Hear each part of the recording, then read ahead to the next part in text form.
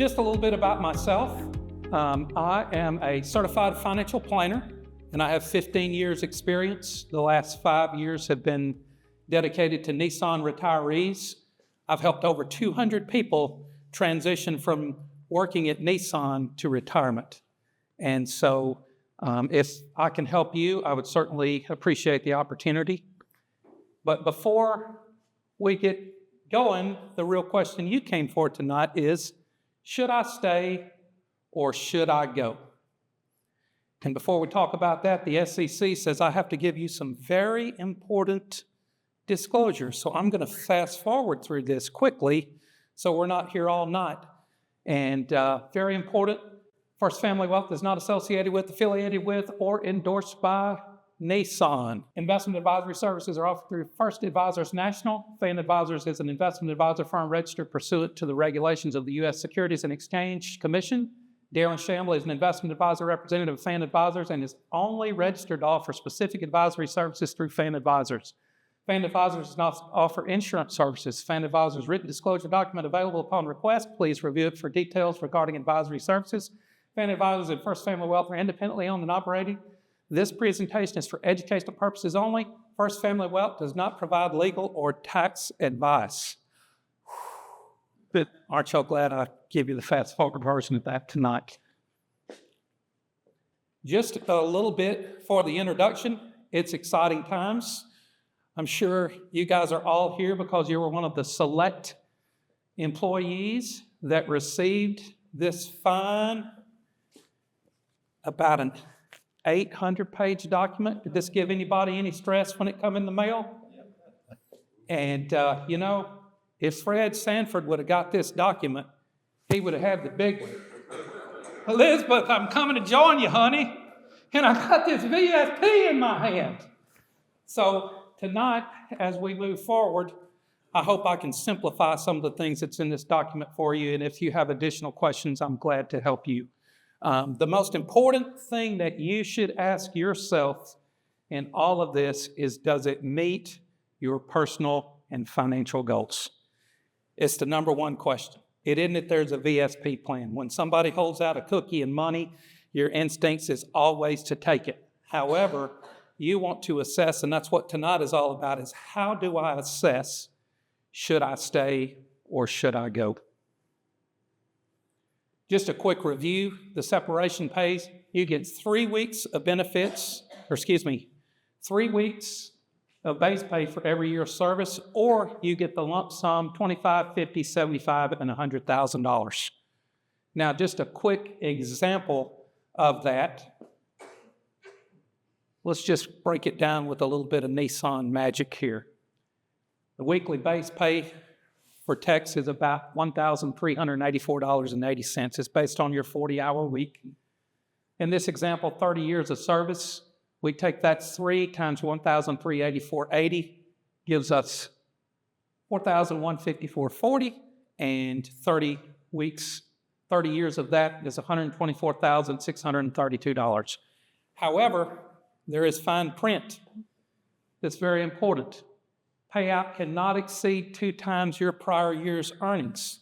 So if you only made $50,000 a year and you were this person who were $30,000 who thought they were getting $124 and you got $50,000 a year, guess what? It's $100,000. It gets reduced. So it's very important. The devil is always in the details. What's next? Just to keep it smooth and simple, you need to sign the confidential voluntary separation agreement released by March the 18th at 5 p.m. Central Time. If you wait till Pacific Time, guess what? The train left and you was not on it, and it will not be the first time. This is my third VSP to work through. You will not plead to the Pope, and they will not hear your cry. So it's very important to sign this document. If you sign the document and you look back later on and you say, hey, wait a minute, I've changed my mind. Your wife gives you a big honey-do list and you say, oh my gosh, I need to go back, or your husband is giving you problems and you say, I can't do it. You can rescind that offer letter. And so that's a very important thing to remember. Oh, I forgot one last thing.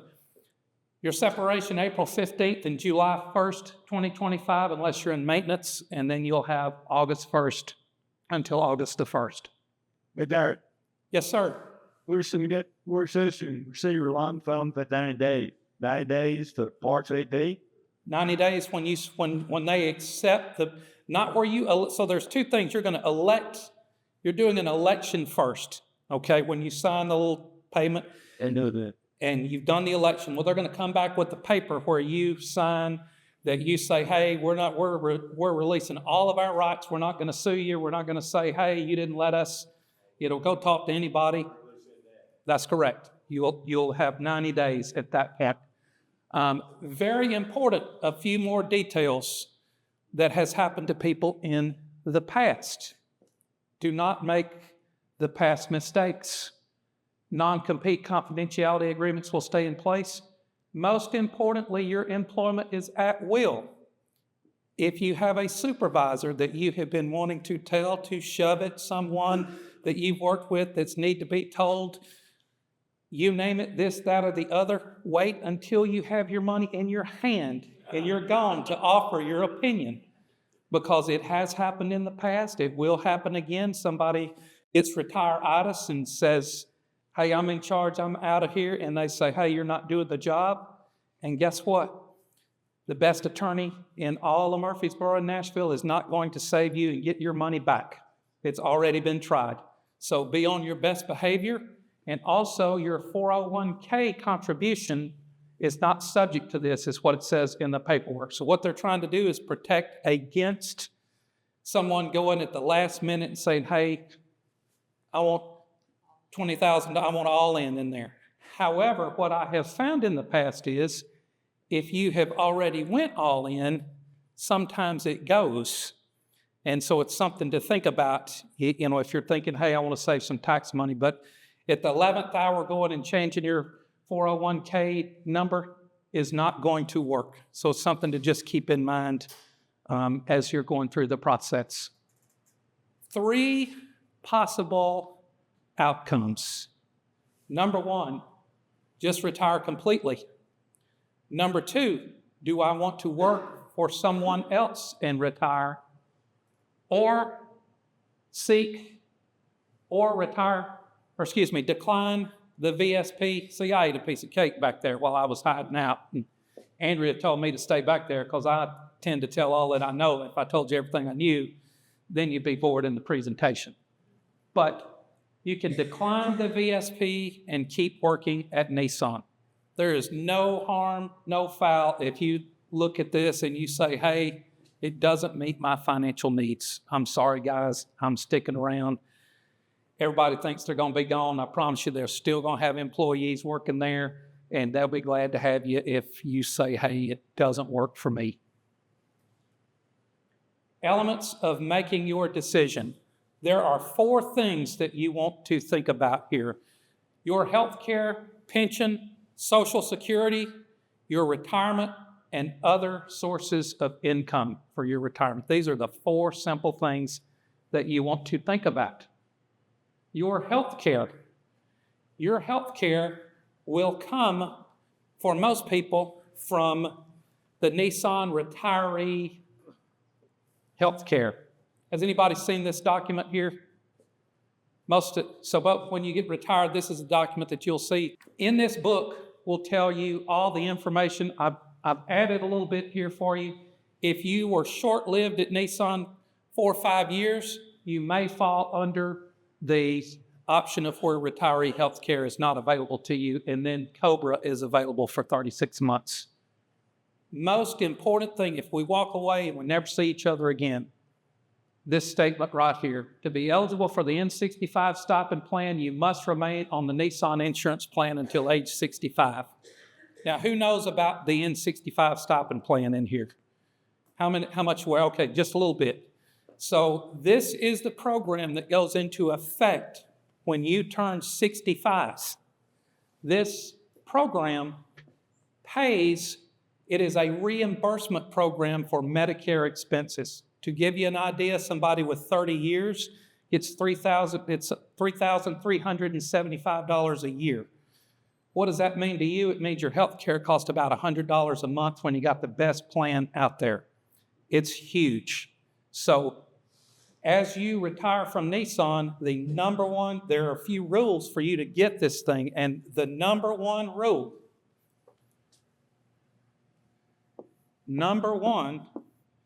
is to stay on the Nissan insurance. I can't spell. NS. Now, if the great insurance salesman comes by and you fall victim to their scheme that, hey, my insurance is cheaper, I've got a cheaper, better plan than the Nissan retiree insurance, what you need to remember is that N65 plan is worth about $100,000 over your lifetime. If you think about your life expectancy, because it's good for you, and even better, it's good for your spouse. So if you're married, it'll cover both of you. But you come off the Nissan insurance plan, doesn't happen. You miss 1 month, you are automatically kicked out of the plan. And I can tell you from experience, people in the past trying to help people, you don't get back on it. If you get off the Nissan insurance plan, you will not be in the N65 plan, which is very important to you later on. I have a question. Yes, sir. I thought this was told me that if if your wife or spouse has full insurance, you decide to drop it, and then that year before you get 65, they get back up. There's a whole little, in this book right here, it covers that exact scenario. And so we can, the N65 is a whole hour discussion in itself. We'd be here a long time if I peeled that onion for you with it, but know that you will, and quite frankly, from what I see, this plan right here is less expensive than most plans. You'll hear a lot of people bad-mouthing it. I see a lot of insurance plans. Folks, this is a good plan. It is not, the rumors that you hear, it is a good plan. There are 3 different levels of it based on basically the deductible.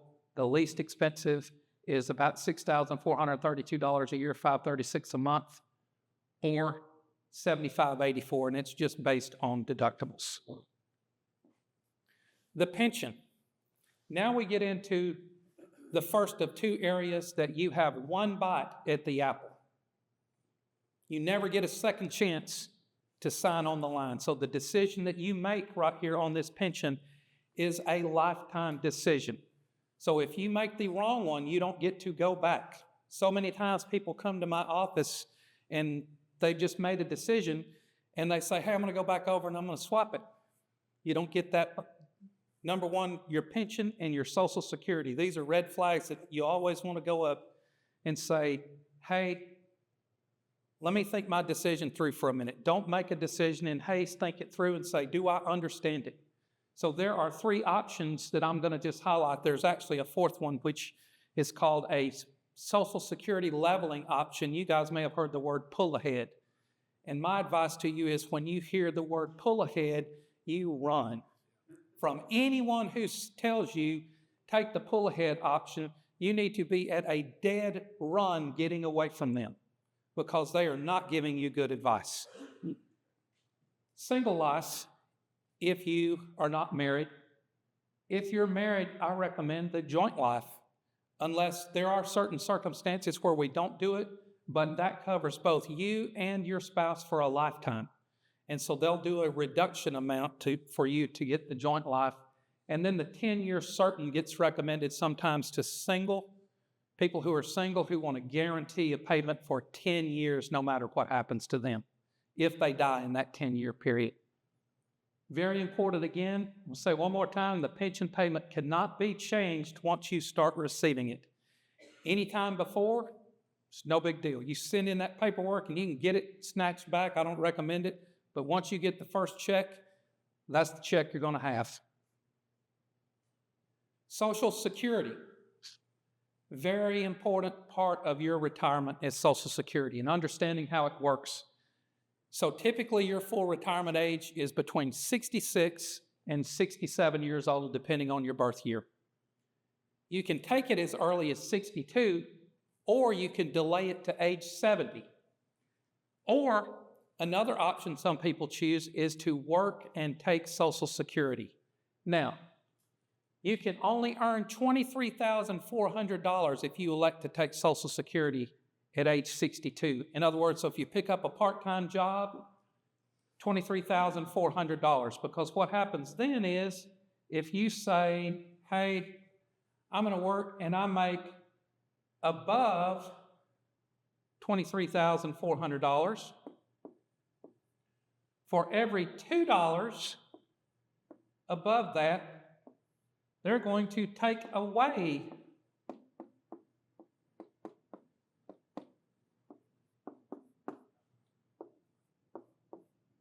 $1 of your Social Security.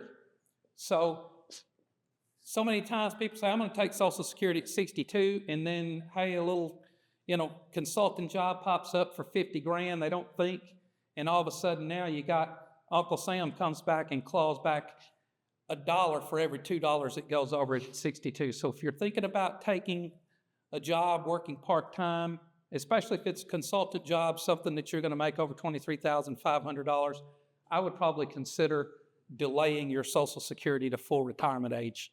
Now, there are no earnings limitations at full retirement age.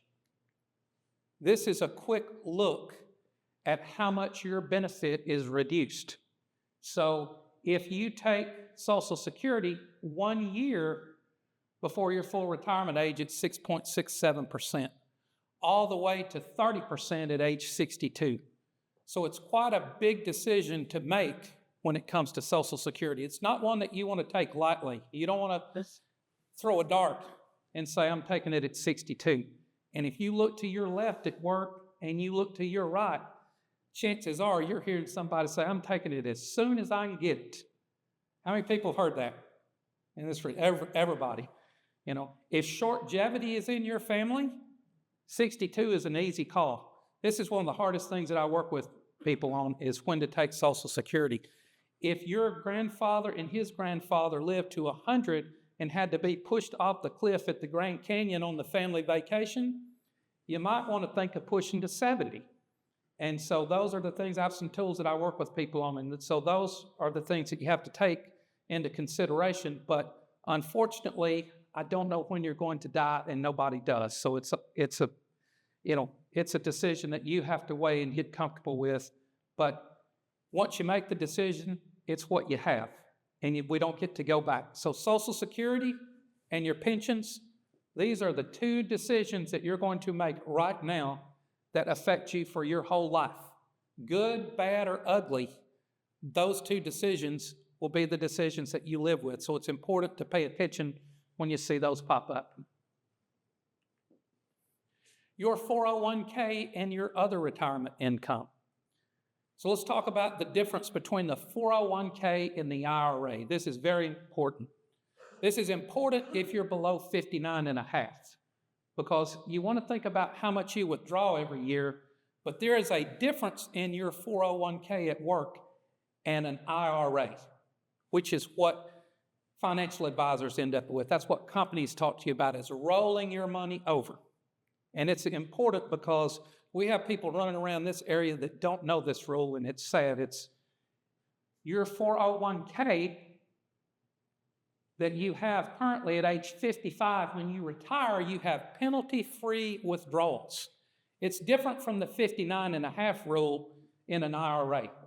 So if you're closer to 55, you want to pay close attention to this, because you can cost yourself 10% on every dollar that you pull out of it if somebody gets you to move your money into an IRA. So I'm always cognizant when I'm working with somebody, your age. Are we going to have money from the 401k? if you're 55 years old and we're going to have money from it, chances are I'm saying, hey, you probably don't like the Voya plan that you have, but it's probably the best place to stay until we get you to 59 and a half. And because of that 10% penalty, it's a big difference, and a lot of people miss that. There are more investment options in the IRA. However, the penalties, if you retire early and you've not built out an income plan and you're thinking on the backside, you roll it, you get yourself into a situation. There's a mechanism called a 72T distribution. It's a lot of paperwork. Most people don't enjoy it. I've done it with people to get them out of a jam, but I would recommend that you avoid it at all costs if you can. Here's some of the common methods, just the way people think about retirement. So a lot of people, hey, your retirement is your individual plan. You know, we have all these great smart people that set up and they get on TV and they tell you, hey, everybody's doing this to get you in the herd mentality.